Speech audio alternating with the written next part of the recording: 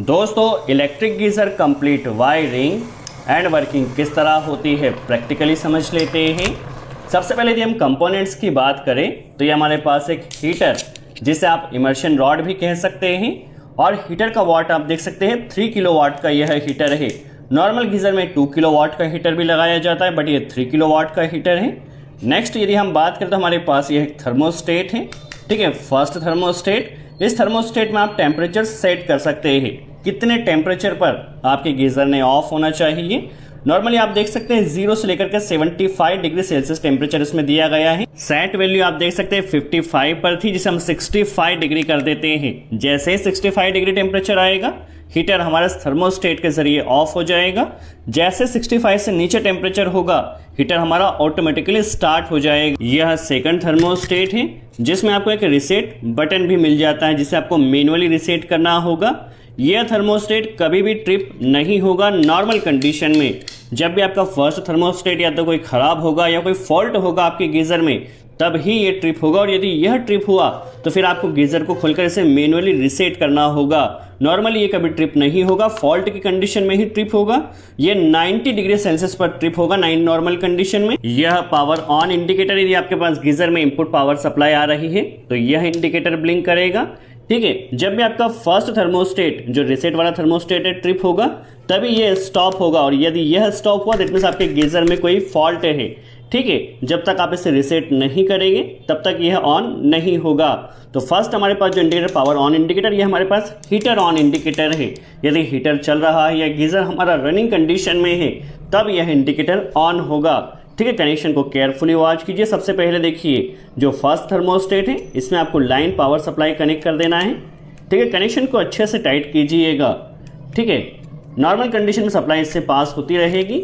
इसके आउटपुट से एक वायर लिया, फर्स्ट थर्मोस्टेट के आउटपुट से एक कनेक्टर कनेक्ट किया, इसे आपको कनेक्ट कर देना है सेकंड थर्मोस्टेट में। फर्स्ट थर्मोस्टेट आपका 90 डिग्री पर ट्रिप होगा यदि फर्स्ट थर्मोस्टेट वर्क नहीं किया तब, ठीक है। फर्स्ट का आउटपुट सेकंड में कनेक्ट किया है, ठीक है। सेकंड थर्मोस्टेट का आउटपुट, ठीक है, यदि आपकी सप्लाई प्रॉपर जा रही है, टेम्परेचर भी यदि 65 हमने इसमें सेट किया है, 65 से कम है तब तक तो आपका यह थर्मोस्टेट सप्लाई पास करे। जैसे 65 से ऊपर होगा सप्लाई स्टॉप हो जाए। इसे हमने कनेक्ट किया है हीटर में। दोनों थर्मोस्टेट के सीरीज से हमारा कनेक्शन गया है हीटर में, लाइन का कनेक्शन हो चुका है। न्यूट्रल हमें हीटर में डायरेक्ट कनेक्ट कर देना है, ठीक है। दैट मीन्स दोनों थर्मोस्टेट और हीटर का कनेक्शन हमारा कंप्लीट हो चुका है, ठीक है। अभी हमें क्या करना है, इंडिकेटर्स का कनेक्शन करना है। यहाँ पर हम सप्लाई देंगे तो हमारा हीटर ऑन हो जाएगा थर्मोस्टेट के थ्रू। हमारे पास 2 इंडिकेटर हैं।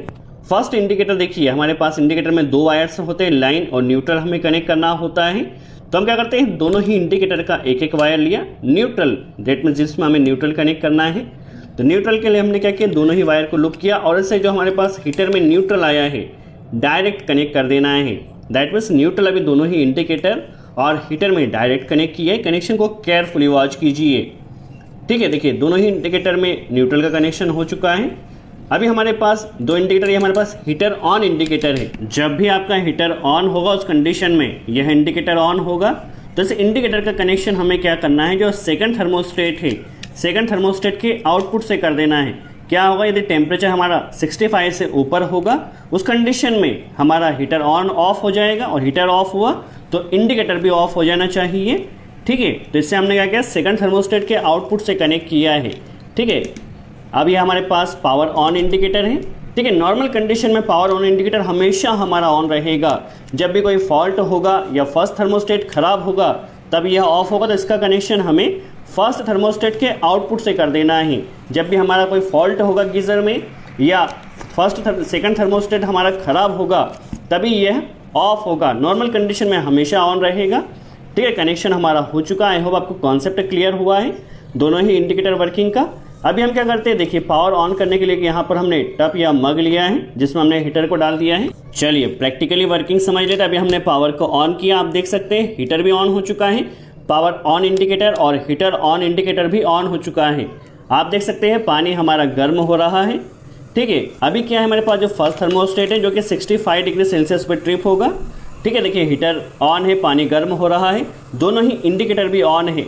जैसे ही जो वाटर का टेम्परेचर देखिए यहाँ पर कंटिन्यू टेम्परेचर बढ़ रहा है, ठीक है। जैसे ही टेम्परेचर 65 से ऊपर होगा ठीक है, अभी टेम्परेचर इंक्रीज हो रहा है। जैसे 65 से ऊपर होगा तो हमारा जो थर्मोस्टेट है ये मेन पावर सप्लाई को स्टॉप कर देगा। देखिए मेन पावर सप्लाई स्टॉप हो चुकी है। अब ये धीरे धीरे देखिए हमारा टेम्परेचर कम होगा और जैसे 65 से कम हुआ उस कंडीशन में अगेन हमारा हीटर ऑन हो जाएगा। ये फर्स्ट थर्मोस्टेट की वर्किंग हुई। ठीक है, 65 से जैसे ही टेम्परेचर कम होगा अगेन हमारा हीटर ऑन हो जाएगा। सेकंड थर्मोस्टेट की वर्किंग समझते यदि फर्स्ट थर्मोस्टेट हमारा खराब हो गया है, किसी वजह से काम नहीं कर रहा है, तो उस कंडीशन में सेकंड थर्मोस्टेट 90 डिग्री टेम्परेचर पर ट्रिप होगा। ठीक है, यदि फर्स्ट थर्मोस्टेट खराब होगा तभी यह ट्रिप होगा और यदि यह ट्रिप हुआ तो फिर आपको गीज़र को खोलना होगा, इसे मैनुअली रीसेट करना होगा, फिर चेक भी करना होगा फॉल्ट क्या है। ठीक है, अभी टेम्परेचर बढ़ रहा है। देखिए जैसे ही टेम्परेचर इसका 90 डिग्री हुआ, काफ़ी ज़्यादा यहाँ पर गर्म हो चुका है और हमारा जो थर्मोस्टेट ये ट्रिप हो चुका है। यह ट्रिप होगा तो आपको गीज़र को खोलना होगा और खोलने के बाद इसे आपको मैनुअली रीसेट भी करना होगा। देखिए दोनों ही इंडिकेटर हमारे स्टॉप हो चुके हैं। ठीक है, पावर ऑन इंडिकेटर तभी ऑन होगा जब हमारा से फर्स्ट थर्मोस्टेट ट्रिप होगा। जैसे ही आप इसे खोलकर रीसेट करते हैं, बट आपको रीसेट नहीं करना है, पहले आपको फॉल्ट देख लेना है, यह ट्रिप क्यों हुआ है, उसके बाद ही आप इसे रीसेट करें। आई होप आपको यहाँ पर क्लियर हुआ हो geyser complete wiring and working किस तरह होती है। यदि वीडियो अच्छा लगा हो तो लाइक का बटन ज़रूर प्रेस करें। यदि कोई भी डाउट हो तो कमेंट्स में ज़रूर पूछें, हम पूरी कोशिश करेंगे आपके डाउट को क्लियर कर सके। सो आज के लिए इतना ही। Thanks friends.